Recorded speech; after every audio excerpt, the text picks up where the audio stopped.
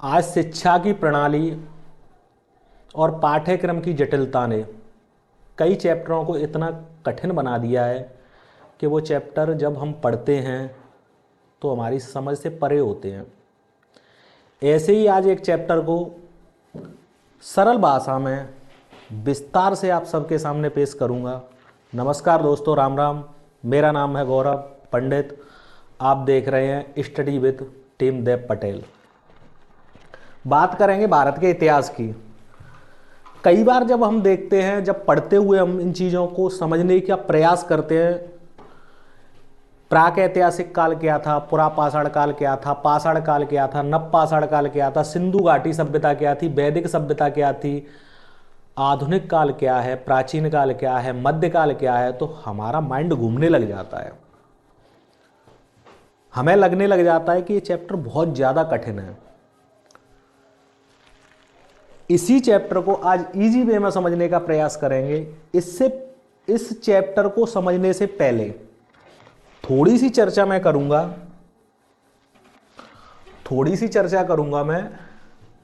जब हम पढ़ते हैं ईसा पूर्व या ईसवी,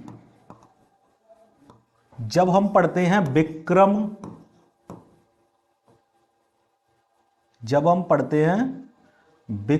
संवत, जब हम पढ़ते हैं शक संवत,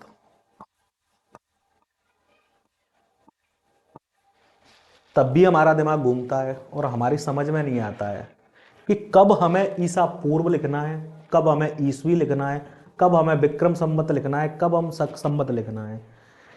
इन सारी चीजों का माजरा क्या है, ये किस प्रकार गठित हुए, इनका कालक्रम क्या है, इन्हें किस रूप में देखा जाता है, वास्तव में ईसा पूर्व की जो घटनाएं हैं वो किस आधार पर डिवाइडेड है, उनको समझने के लिए हम देखेंगे एक व्यक्ति हुए थे जिनका नाम था ईसा मसीह।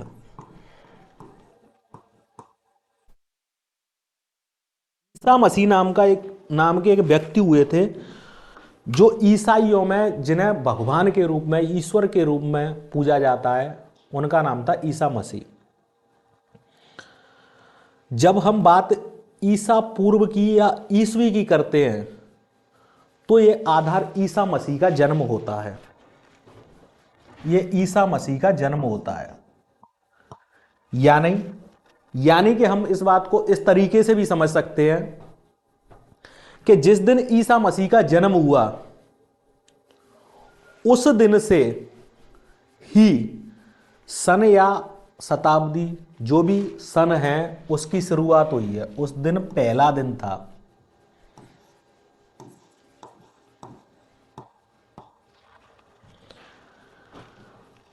ईसा मसीह के जन्म के दिन को अगर पहला दिन माना जाए तो उनके जन्म के दिन से पहले की जो घटनाएं, उनको कहते हैं ईसा पूर्व। पूर्व का मतलब पहले। उनके जन्म की जो पहले की घटना है उनको कहते हैं ईसा पूर्व। लेकिन अगर कोई घटना उनके जन्म के बाद हुई है तब कहेंगे उसे ईसवी, यानी ईसा के जन्म के बाद की घटना है। आपने अक्सर देखा होगा कि कई जगह पर ईसा पूर्व लिखा हुआ है, कई जगह पर ईसवी लिखा हुआ है। अब देखते हैं हम विक्रम संवत। एक प्रतापी राजा हुए थे विक्रमादित्य, उनके आधार पर विक्रम संवत चलता है। और इनका जो जन्म हुआ था वो ईसा मसीह से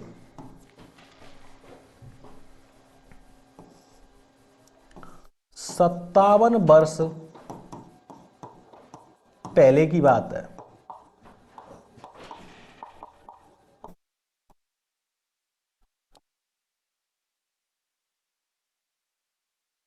जब विक्रमादित्य राजा ने शकों पर एक विजय प्राप्त कर ली थी, उस दिन को इन्होंने एक कैलेंडर जारी किया। उस कैलेंडर को विक्रम संवत के नाम से जाना जाता है। आज हिंदू धर्म में भी विक्रम संवत को माना जाता है। विक्रम संवत ईसा मसीह के जन्म से 57 वर्ष पहले का है। इस आधार पर मैं कह सकता हूं कि अगर आज 2023 चल रही है तो विक्रम संवत 2080 चल रही है।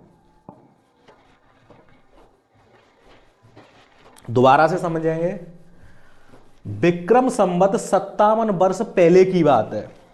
जब विक्रमादित्य राजा हुए थे, उन्होंने शकों पर जो विजय प्राप्त की थी, उस दिन को आधार बनाकर एक कैलेंडर जारी किया था। उस दिन को विक्रम संवत का पहला दिन माना जाता है।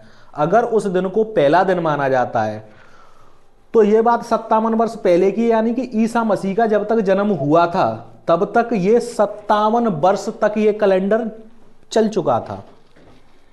तो इसका मतलब, और 2023 वर्तमान में 2023 चल रही है और 57 वर्ष पहले का, तो इसका मतलब ये है कि वर्तमान में अगर विक्रम संवत के अनुसार देखा जाए तो कौन सा विक्रम संवत चल रहा है? 2080।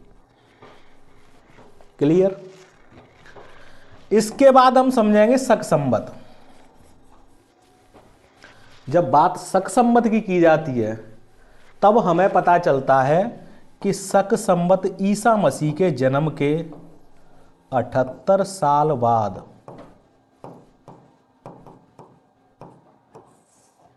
78 साल बाद लागू हुआ था। अगर मैं कहूं आपसे कि वर्तमान में कौन सा शक संवत चल रहा है, तो इसका मतलब यह है कि 2023 से 78 माइनस कर देंगे, यानी कि हमें पता चलेगा कि ईसा मसीह के जन्म के 78 साल बाद